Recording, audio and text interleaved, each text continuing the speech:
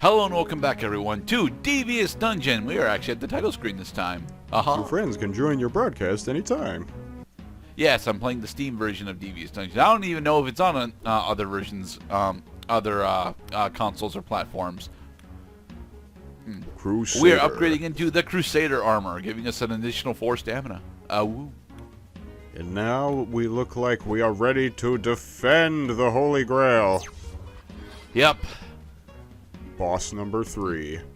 Boss number 4. We have made it up to level 40. Sweet. Woohoo.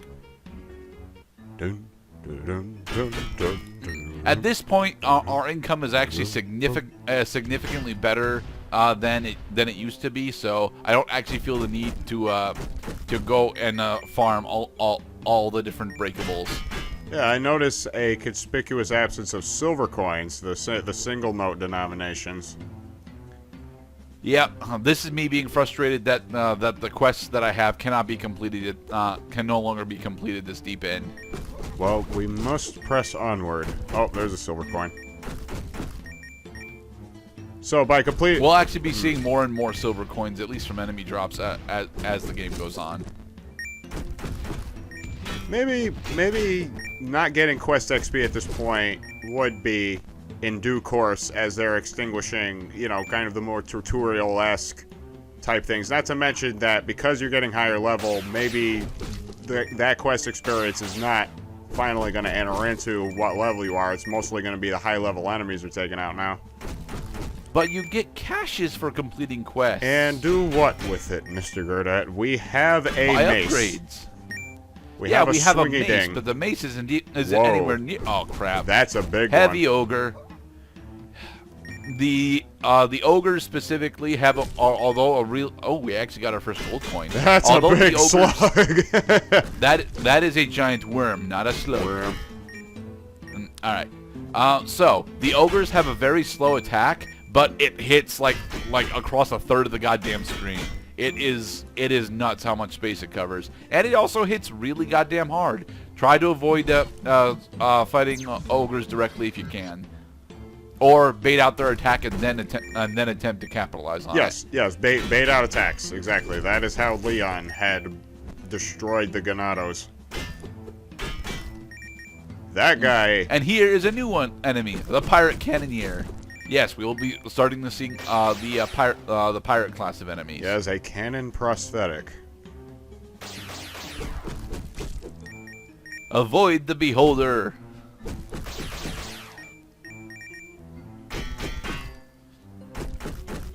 Smash. These worms don't seem to be the giant slugs. Don't No, the giant worms are actually I would class them as one of the easier enemies in the game because they're just effectively palette swap / upgrades of the normal worm enemies that we were fighting earlier on, which, you know, just go back and forth. Yeah. I think the giant worms have an attack other than squirming about, but I don't think I've ever seen it. Yeah, it must be especially rare. Maybe they need a lot of time just to start the attack. 42. More touch damage. It's weird how our character's arms are naked. It makes him feel like he just took a shower, put a helmet on, and went out to go slay windmills. You really want to compare him to Don Quixote? He could. I mean, every hero could potentially just be a Don Quixote going after mythical shit that doesn't even exist outside of his own mind. No, at least given the personality types of dragons, we are relatively certain that conquering knights went on those quests. Yeah. Oh yeah, we are definitely, this is definitely not in our imagination. There are goblins, they're shooting cannons at us. I don't know who put this candle here, but they should probably pick a better spot next time. Yeah, it is just not very feng shui with the rest of the room. You know, like, it doesn't light up shit. All the important stuff is on the other side of the room. It's basically just a lighthouse. I am liking that we're starting to see more open-air treasure chests, though, because those are the ones that actually have the really big bounty, the really big treasure rewards in them. You see? And that's why they don't want you to waste your time going after low-level quests, is just go ahead to the main, to the later portions of the game where the enemy drops are bigger and the treasure chests also are getting larger in size. Jump.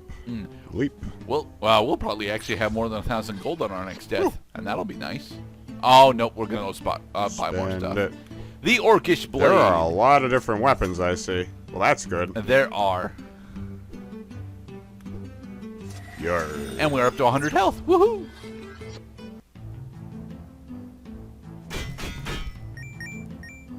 I'm gonna slice you up and serve you to my people.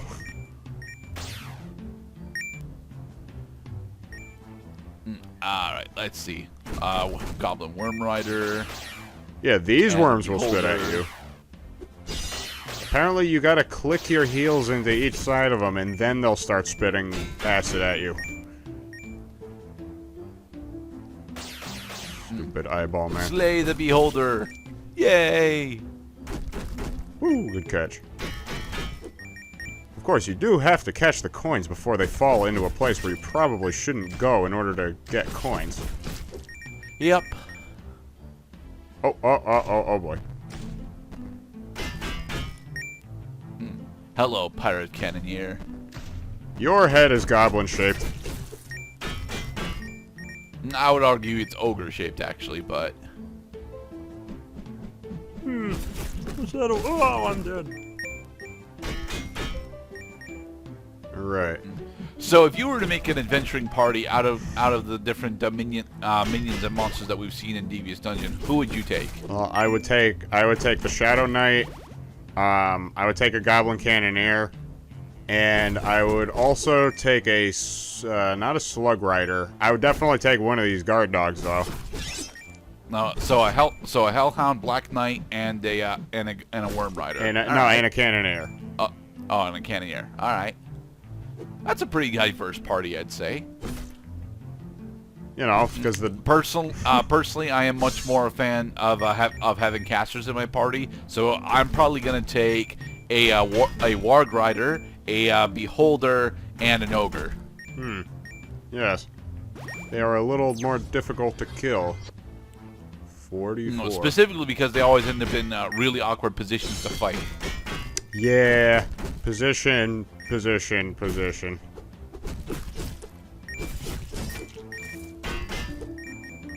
Or as Lewis from Brain Scratch Comms put it, there is intentional dickish location, there's unintentional dickish location.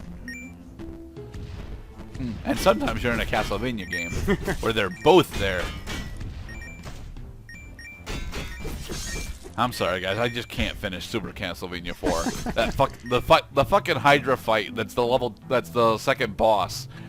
I can't figure out where I'm supposed to be in order to be safe. Reminds me that I'm still on the fence of whether or not I want to play Dark Souls 3 for the channel. It's just too stupid at times, man. Well, it being too stupid is one of the big reasons why I've not done a Portrait of Ruin run yet, because unlocking the true ending for Portrait of Ruin isn't honestly all that stupid. But I am absolutely terrible at the fight between Bronner and Death. Sorry, it's not Bronner and Death. It's Bronner and then it's Death and Dracula. Like, you just arrive at a moment where you start at the checkpoint, you run through the environment, you get hit a few times. You wish you didn't get hit a few times, but you gotta keep going. And then you fight the boss, and then you die, and then you start at a checkpoint, and then you go into the environment for a little while, and then you get hit. Although you really didn't want to get hit, you just wanted to get to the boss without getting hit, but you have to press forward. So That's the Dark Souls problem. The Dracula and Death fight is drastically different because although Bronner is a bit of a pain to take down, he is actually it is possible to cheese Bronner out and not take significant damage during his fight. You know, the Dracula and Death fight though does not have cheese because the Dracula is specifically based on the the Dawn of Sorrow Dracula fight, which gives him, you know, pretty much permanent field coverage. Right. Ugh. And then you feel like you have really dropped off in momentum from where you were a few bosses ago. Yeah. Well, not a few bosses ago, because a few bosses ago you were fighting Sisters, and Sisters is actually a relatively entertaining fight if you're going for the normal ending. But going for the true ending on Sisters is annoying as shit. Charlotte, fast cast Sanctuary, damn it. Doggies.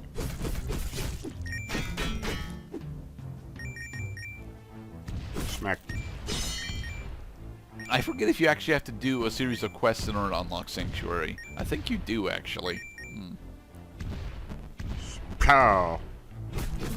I like the Cannoneers because, like, they got triple shot, which means that you may...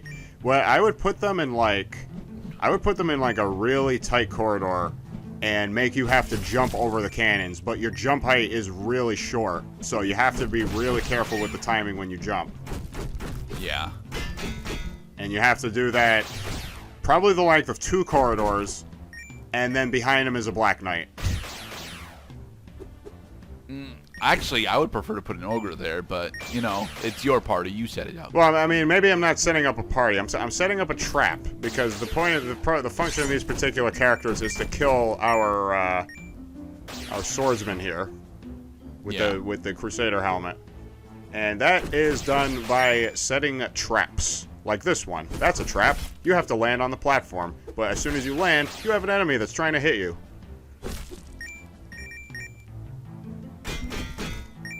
Alright, through the door we go. Another Olaf's caravan. Hello, Olaf. Dragon bone armor, yes. Yeah. That is a direct... That has to be a direct reference to Skyrim. You gotta give that to Skyrim. I don't want to give it to Skyrim though. Skyrim is not as fun as people keep trying to convince me it is. I mean, they didn't invent, you know, dragon bone armor, but that was the big selling point of Skyrim was you got to slay dragons and consume their power to improve your character.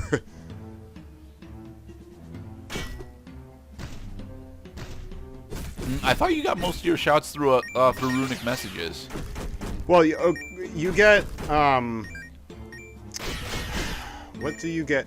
Well, you have to do both. You have to kill the dragons and you have to get the runes, because you can't learn the shout until you spend a dragon soul. You have to, because it's not, because you can have the soul, but you could be without the rune, or you could have the rune, but you don't have any souls to actually unlock it for your character.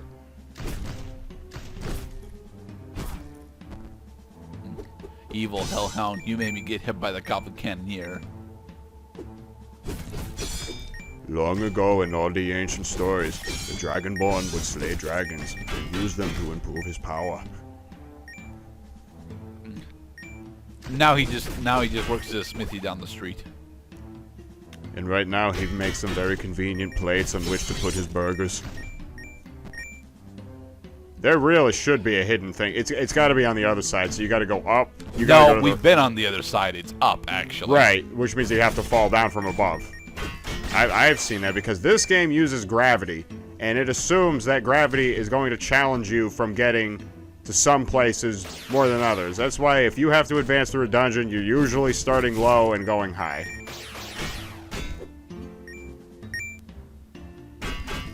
Okay, and that's where you go across, is way up there, but of course we fell. And I really applaud this game for not inflicting falling damage on you. Smack. Ow. Yeah, that reach is pretty atrocious. Abhorrent, I believe is the word, abhorrent. Oh, did it just despawn the coin? I mean the jewel. I think it may have. I'm not entirely sure. Oh my god.